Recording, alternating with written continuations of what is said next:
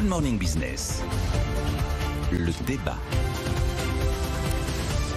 On en parlait dans le journal dès aujourd'hui. Le prix du baril de pétrole russe sera plafonné à $60. Décision du G7. Nicolas Dos, Jean-Marc Daniel. Question presque de cours d'économie. Est-ce qu'on peut réguler un marché quand on est un acheteur et non pas un vendeur? Alors là, c'est lourd quand même. Quand vous avez l'Union européenne, le G7, l'Australie, quand même sur une poignée de pays quand même qui pèsent très très très lourd. Sur la partie cours d'économie, je vais laisser le professeur d'économie s'exprimer.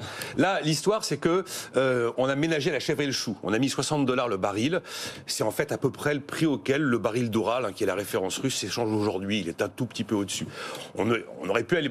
Les Ukrainiens voulaient $30 par exemple. Alors les Européens n'ont pas voulu aller trop loin parce qu'ils n'ont pas non plus voulu que l'offre mondiale, c'est 10% du pétrole consommé tous les jours dans le monde, il est russe. Si vous avez 10% de pétrole qui dit 10% de la production quotidienne qui manque, à ce moment-là, vous avez les cours qui vont s'emballer.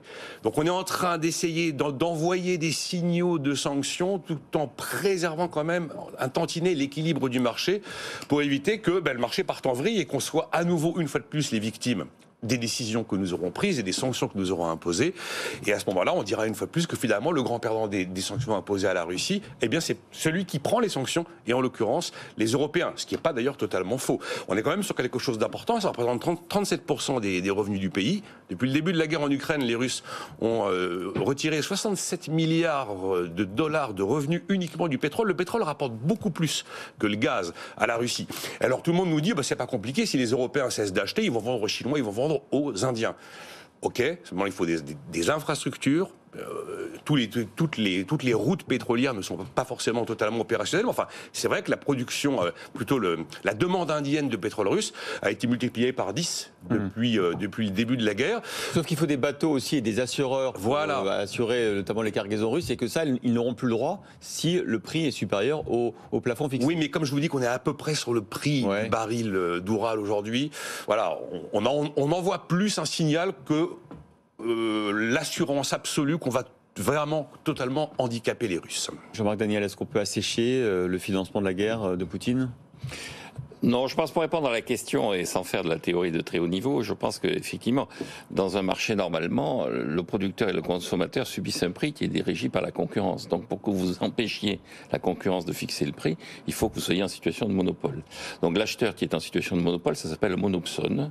Et donc effectivement, l'acheteur peut décider, quand il est en monopsone, d'imposer son prix. Mais il y a une différence d'ailleurs sur ces marchés où il y a des monopoles et des monopsones, entre le fait que normalement l'acheteur peut décider de ne plus acheter, alors que le producteur, en général, il est obligé de produire, il est obligé d'écouler sa production.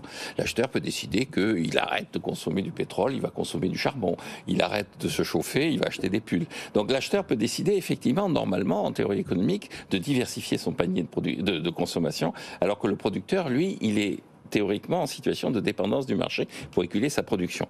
Alors quand on est dans ce genre de situation, ce que montre la théorie économique, c'est que quand il y a un monopole et un monopsone, la seule solution pour résoudre le problème, c'est effectivement que les deux s'entendent, qu'ils se mettent autour d'une table et qu'ils se mettent... Là, on n'est pas dans cette situation. Donc on est dans une situation qui est un faux monopsone, parce qu'on est un gros consommateur, mais on n'est pas le seul. Et on a parlé de la Chine, on a parlé de l'Inde, même s'il y a des difficultés pour ces pays à se brancher sur la production de pétrole russe, ils peuvent y arriver. Et on n'est pas en situation de plus de monopole, parce qu'on peut effectivement nous contourner ça par la sobriété, on se retire du marché, et par l'appel à d'autres marchés, d'autres producteurs. Je rappelle que le premier producteur mondial de pétrole, ce sont les États-Unis, que le deuxième producteur mondial de pétrole, c'est l'Arabie, le troisième, c'est le Canada. Donc il y a quand même sur le marché des gens qui sont extérieurs au mécanisme qui est le mécanisme à l'heure actuelle d'achat ou de vente du pétrole russe. Mais alors, est-ce que le mécanisme mis au point par les Européens peut être efficace ou pas, selon vous? Non, je pense que ce mécanisme ne sera pas totalement efficace, en ce sens que effectivement, la Russie va essayer de trouver d'autres acheteurs. En revanche, ce sera relativement efficace parce que les autres acheteurs vont en profiter. C'est-à-dire que la Russie est aux abois. Et quand on regarde la situation de l'économie russe, Nicolas l'a rappelé, l'économie russe a gagné de l'argent sur le pétrole, mais depuis 2 trimestres, la balance des paiements courants de la Russie est en déficit. Et la Russie commence à liquider une partie de son portefeuille.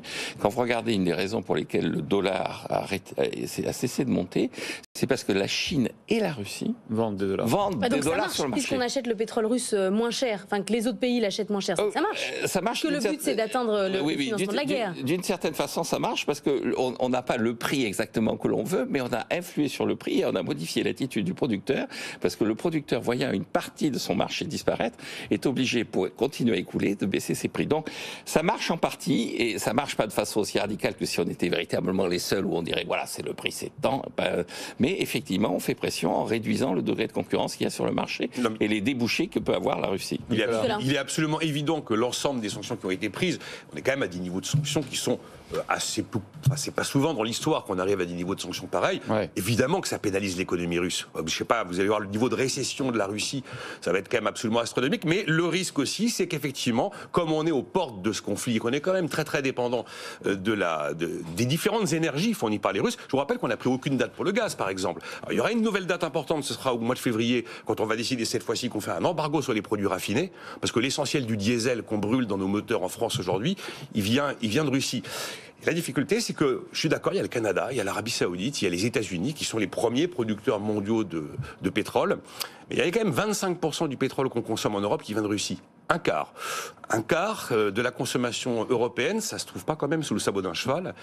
Et on va falloir voir comment exactement. L'objectif, c'est qu'ils ne coupent pas complètement non plus. Alors, de toute façon, ce sont uniquement les livraisons par bateau qui sont concernées. On a laissé les livraisons par oléoduc fonctionner, notamment à cause de la. Ben oui, les Hongrois sont très dépendants du pétrole russe. Ils n'ont pas accès à la mer. Ils n'ont donc pas de livraison de brut réalisée par tanker. Et donc, on leur a laissé l'oléoduc. Il y a d'autres pays dans ce cas-là, ils vont trouver d'autres solutions. Hein. Bon. Si vous allez à la Tchéquie, à Slovaquie, les gens vont s'adapter. Mais oui, c'est un argument politique. Juste un argument sur les sanctions. Moi, ce qui m'a frappé dans les sanctions, c'est qu'on théorise en général que la monnaie du pays qui est sous sanctions s'effondre. Ouais. Or là, la Banque centrale de Russie a été capable, en combinant hausse des taux d'intérêt,